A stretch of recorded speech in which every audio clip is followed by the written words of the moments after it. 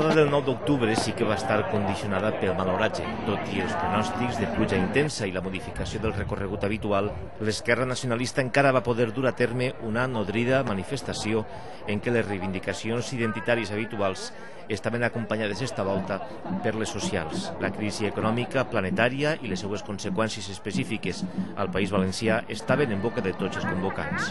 Hi ha una conjuntura de crisi econòmica, però en el cas del País Valencià especialment agreujada per les polítiques del PP.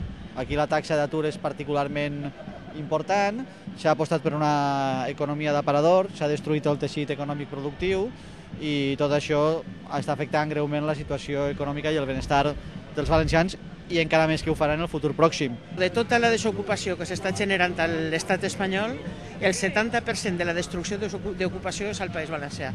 Mentre Camps mira a Madrid i fa victimisme, així n'hi ha una crisi política, una crisi institucional i una crisi econòmica.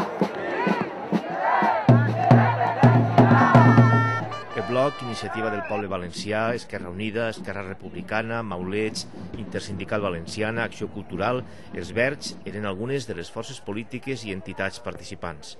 Una esquerra ara mateix presenta al Parlament Valencià tot i la divisió en dos parts de la coalició Compromís pel País Valencià i aquí alguna enquesta, com la que ahir publicava el diari El País, augura un futur incert. El valencianisme polític que nosaltres representem vol liderar, i en això estem, un espai polític per a tota aquella gent que no vol votar els dos grans partits centralistes PP-PSOE. Seria molt trist, a banda de molt greu per als interessos de tots nosaltres, un Parlament que tinguera només una representació del PP i del PSOE, perquè això ja sabem el que significa.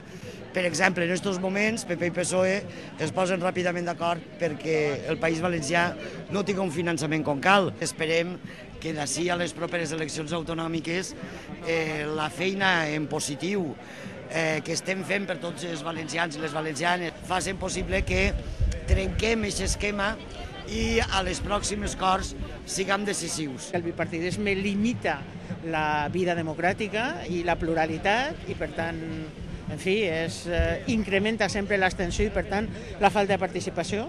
I nosaltres estem convençuts que com a Esquerra Unida tornarem a tindre representació a les Corts i als Ajuntaments en el 2011.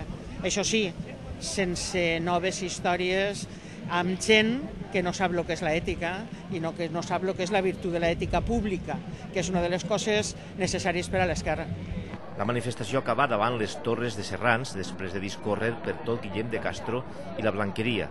Després, els assistents es van dispersar pel centre de València, on encara eren visibles les restes dels decorats de la cavalcada històrica que s'havia suspès poc abans a causa del temporal, després d'haver començat amb un cert retard i de manera ben deslluïda pel vendaval i la pluja incipient.